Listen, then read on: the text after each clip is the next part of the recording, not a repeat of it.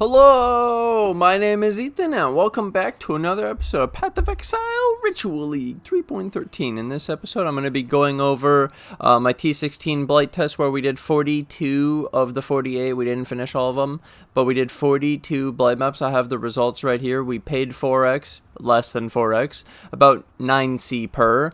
Less than that, they were actually 8C, but I'm rounding everything up to make it easy. So we paid about 4x, and in about 5 hours, we made 34.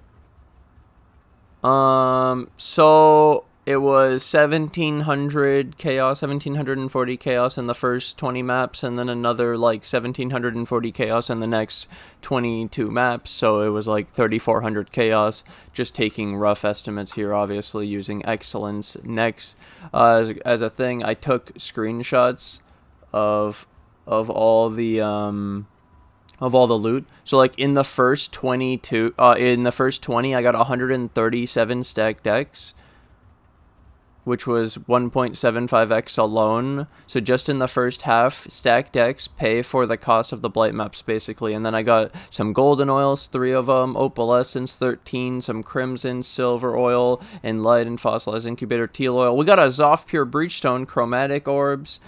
We got chaos 28, 3 park maps, some 12 black oil, gilded breach scarabs, orbs of scouring, fusings, ancient orb, 21 arc. That's pretty cool. I checked it. It's actually worth that. Gilded harbinger.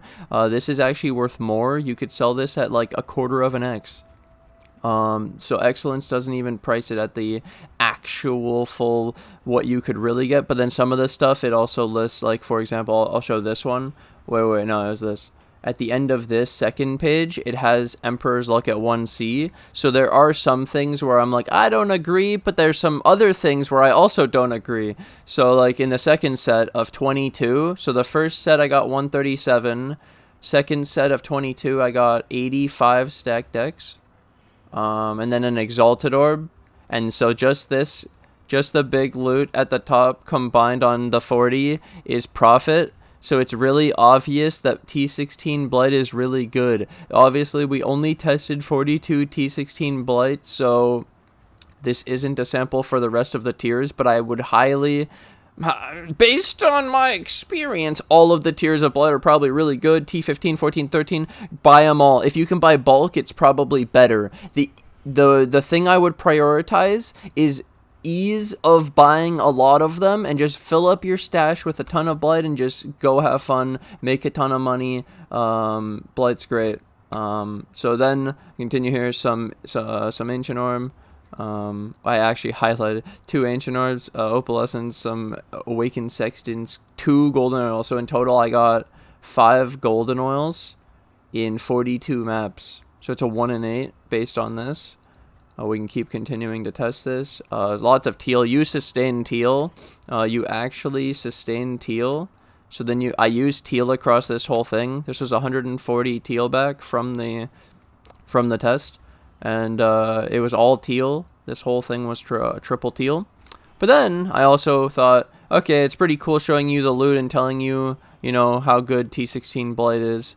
But I also changed the build, so you guys need to know about that.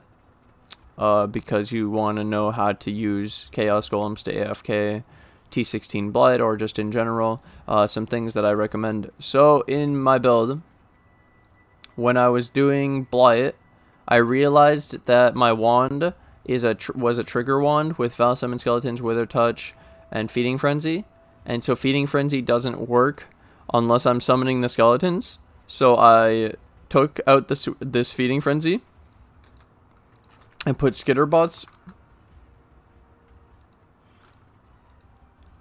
And then I took out the Skitterbots and I put Feeding Frenzy in here for my Stone Golem while I'm AFK. So then we still had Feeding Frenzy. So this is like, I'll show you the difference.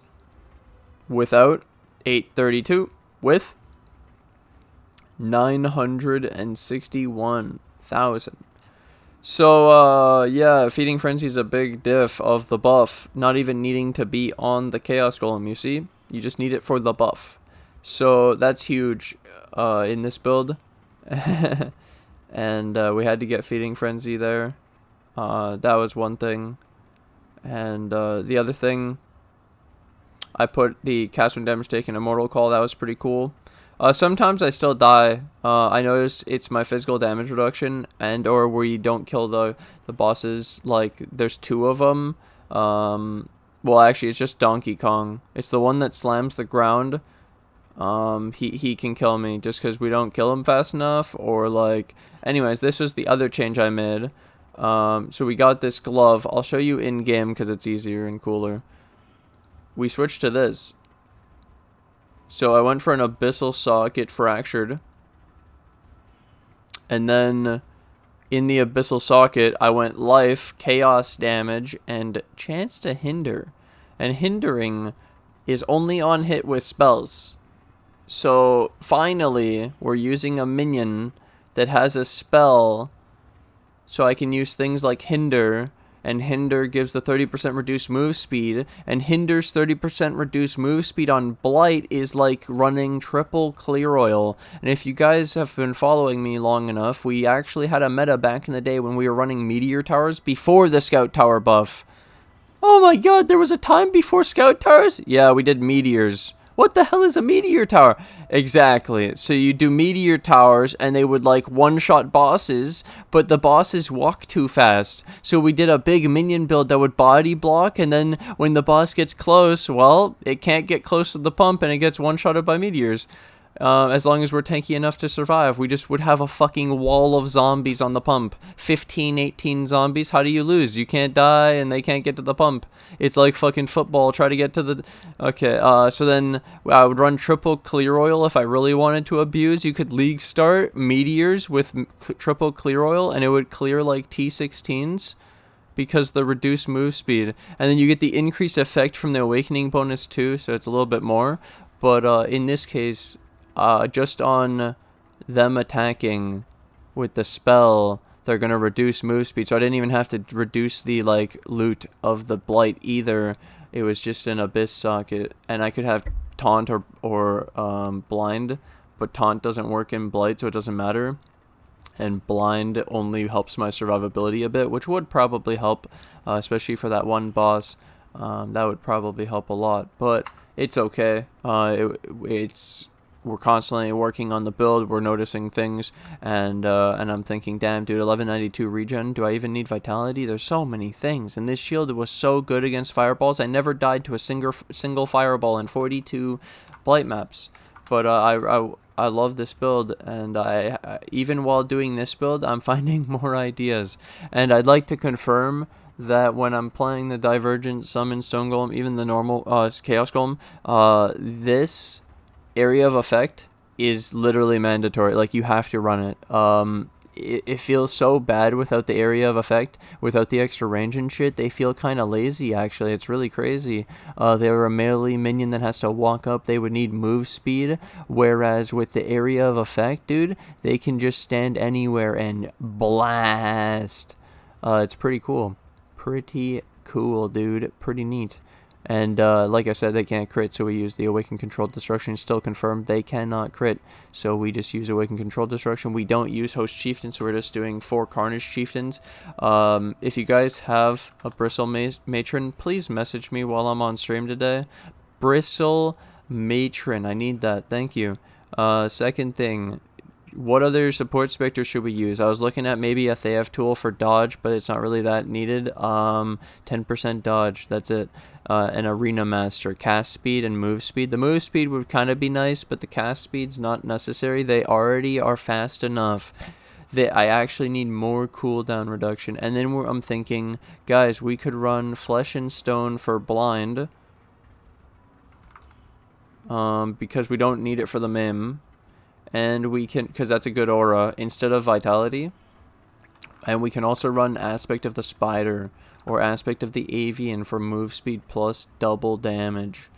It's very neat. It's very cool. I'm not sure what's the best yet of what I want to do this time, but I have some other ideas of another build that I might make and see what it can do.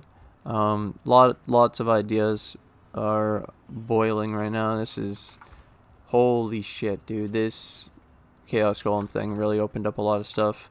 But either way, this was the Blight test. Huge profit. And testing out Chaos Golems and just showing you a little bit of the innovations that we have already found. And we're like day 3 or day 2 into the build.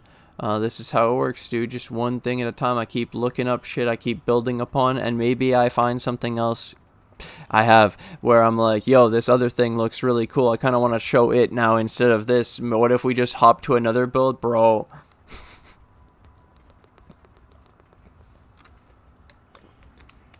But the Chaos Golems. But. Alright. Either way, thank you guys for watching. Thanks for hanging out. I hope you guys enjoyed. I'm going to update the POB of the description of this video and the last one to the better path of building for doing AFK Blight. Either way, thank you guys for watching. Thanks for hanging out. I'm going to take this opportunity to thank my Patreon and my YouTube members who financially support the channel. I can't do this without you guys, so thank you guys for all the support. And thank you to anyone new who joins the Patreon and the YouTube members today. And I'll see you guys in the next one. Bye!